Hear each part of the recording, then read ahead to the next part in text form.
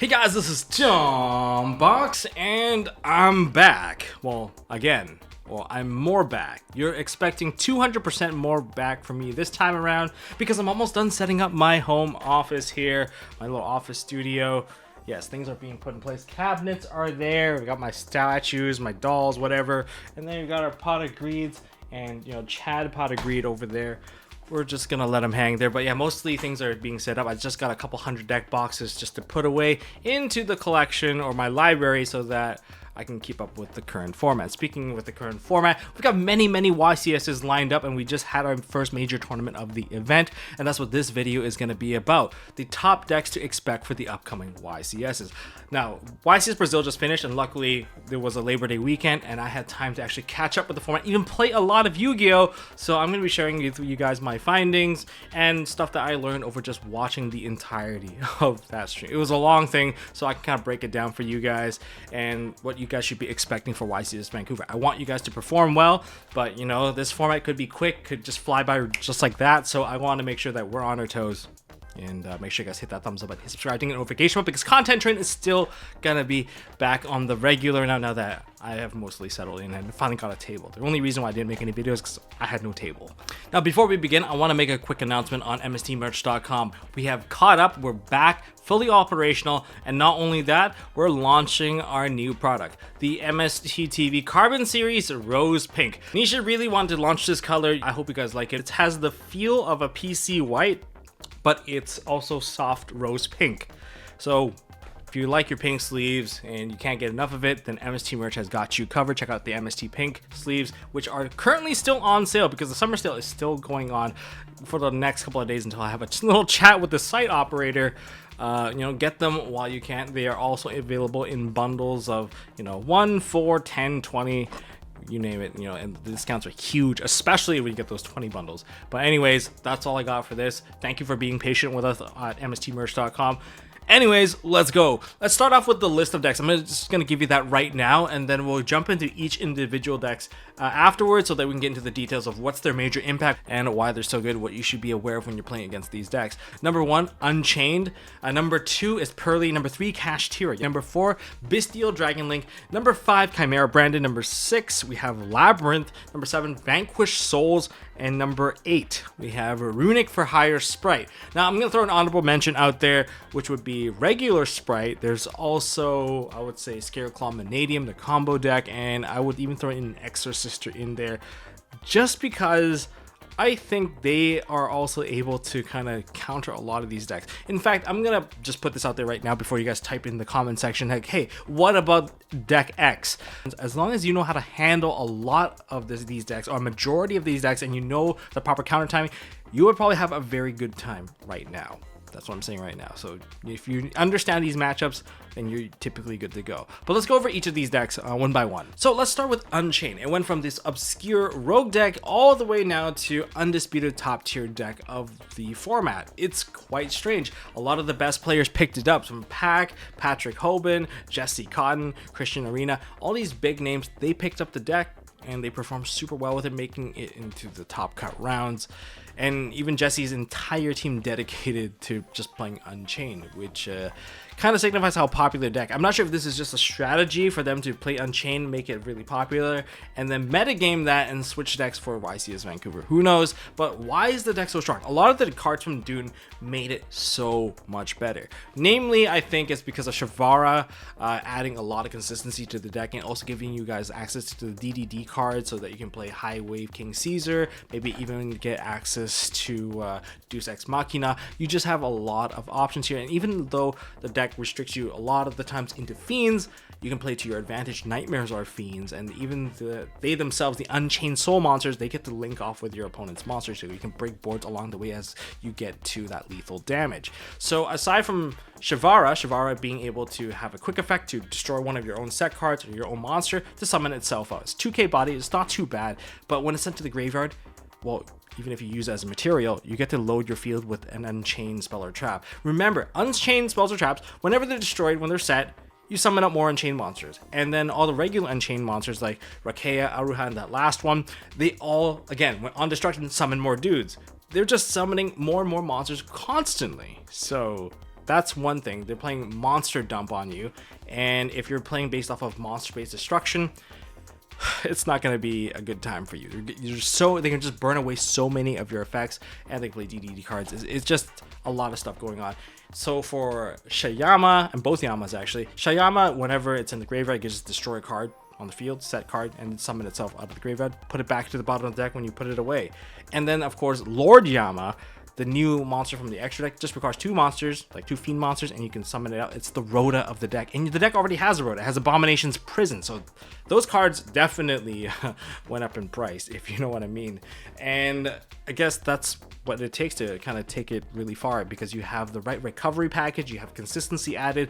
It is one of the most annoying things. And in the current matchup, Chimera branded has a lot of destruction based effect through the Magnum whatever fusion monster, and also Guardian Chimera. Labyrinth, they have quite a few destruction cards as well, so you're really cutting off all these destruction plays. And don't forget Runic for hire, they destroy cards, and that means you're just playing right into what Unchained wants to do. So definitely a good call if you're going to be playing out this deck, but you need to learn one thing. You need to learn the mirror match, because if you're going to be playing a mirror match, your effects are mostly destruction based as well, so mastering your linking abilities is going to be very, very crucial if you're going to be playing this deck.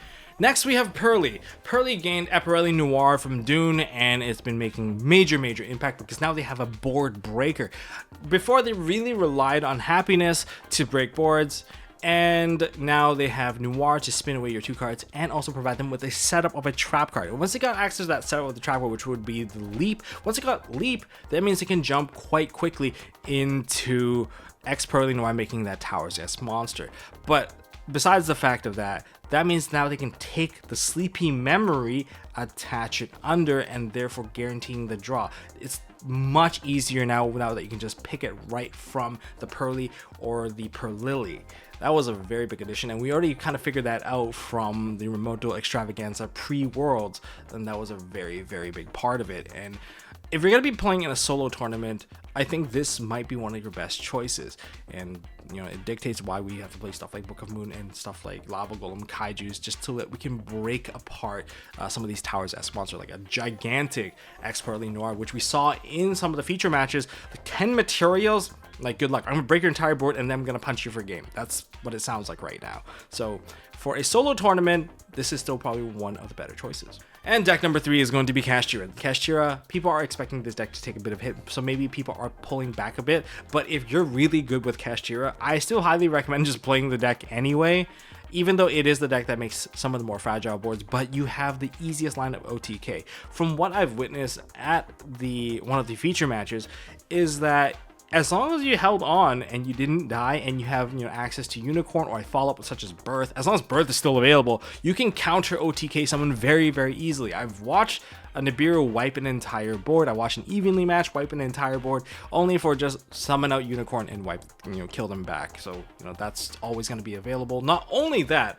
you also have D-Shifter access, you have Arise Heart. You know, it makes it so that people always play under your tempo, and it dictates the game of how people side and how people main deck thanks to Cashier. So it's still one of the decks with the most amount of impact. So if you're really good with it, just keep playing your Cashier until the ban list takes away maybe your Arise Heart.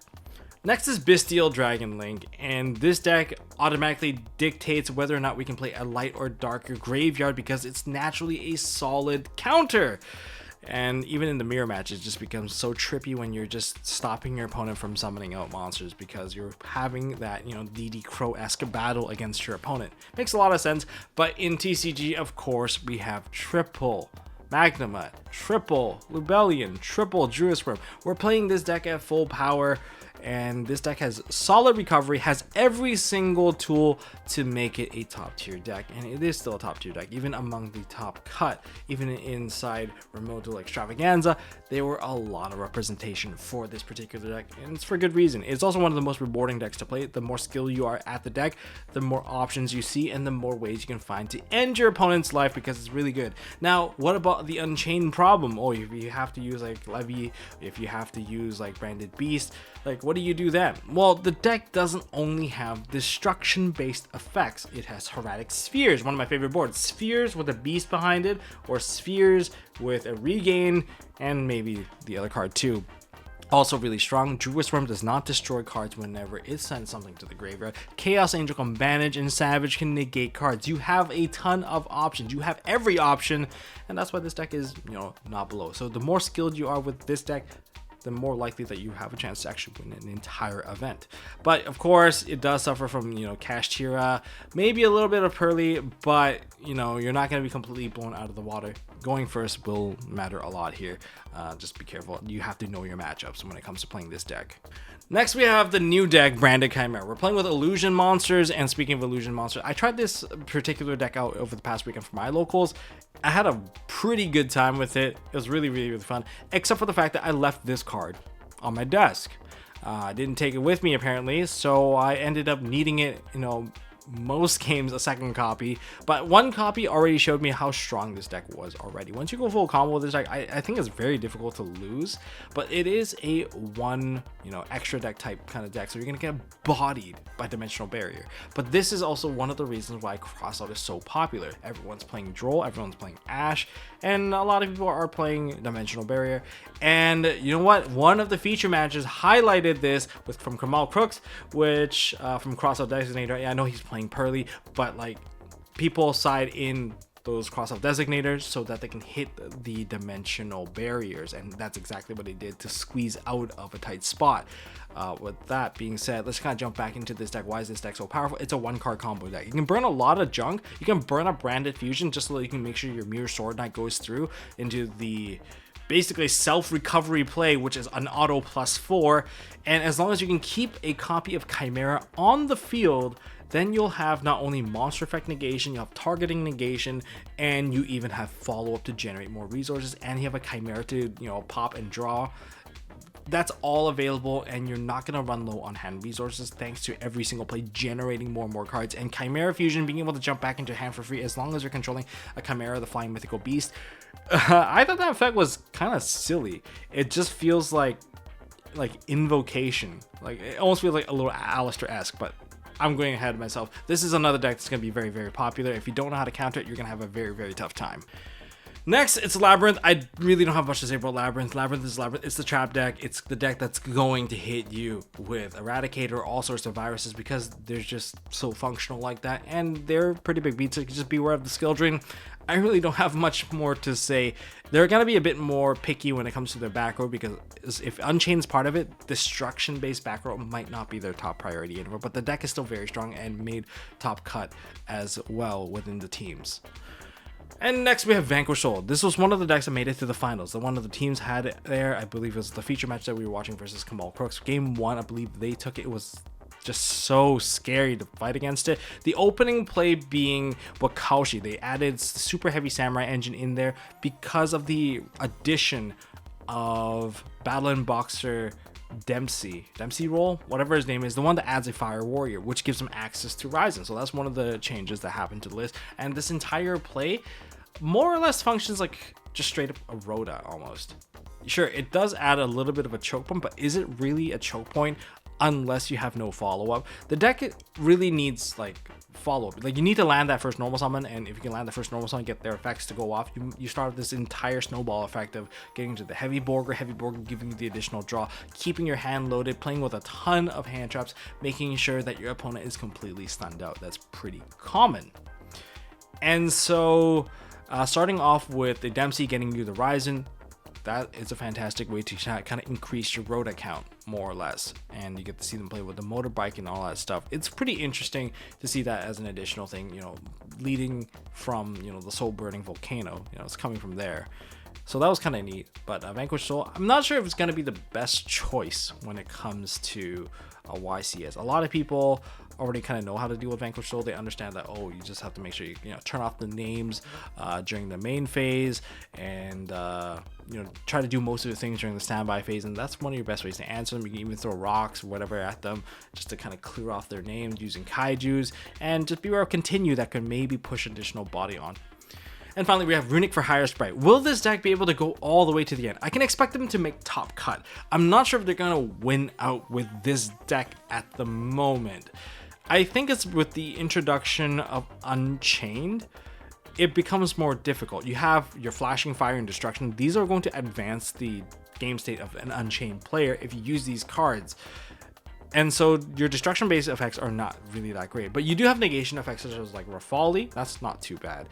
You have negation effect from your Sprite Red and your Carrot. As long as you can manipulate it so that you use those effects, but you don't pop the card, you could use that to your advantage.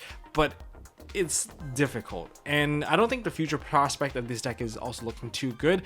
If a ban list hits stuff like the Bestial cards, then we might see people play Drytron again, and if Drytron's picked up, then this deck is going to sink even lower, because with the new Amber Factor, I think the new Amber Factor, playing the OCG version of Amber Factor, will have some impact. Someone's going to try it out 100%, and having their main phase 1 skip while not being able to use Freezing Curse on it is a problem, because you're already having your battle phase skip, and if you get your main phase 1 skip, you're going from draw phase to standby phase to end phase, like a full turn skip.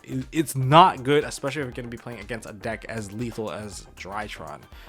But that's just like a future prospect for the deck that has nothing related to YCS Vancouver. You can still expect people to play this. I can expect people to top it, because again, this is one of those decks where if you understand the timing and the matchup of all of the opposing decks, then you will have a really good time, because this deck is all about maintaining control and maintaining that card advantage. But again, there's a lot of overlaps that kind of counter this. Like, people will be playing Cosmic Cyclones to deal with the Unchained cards, so that if they set a card, you can immediately cyclone it off, or when they chain target, you cyclone it off anyway, so they don't get the summon. So that means your Runic Fountain's also not very safe either. So the overlap is going to be the video I do next, and well, that's it for this video, guys. Thank you guys for watching this video. Check out MSTmerch.com, pick up the pink sleeves if you guys want to pick up the pink sleeves, and see you guys at one of my locals if you guys arrive early on Friday. That's all I got for this video, guys. Thanks for watching, and I'll see you all in the next one.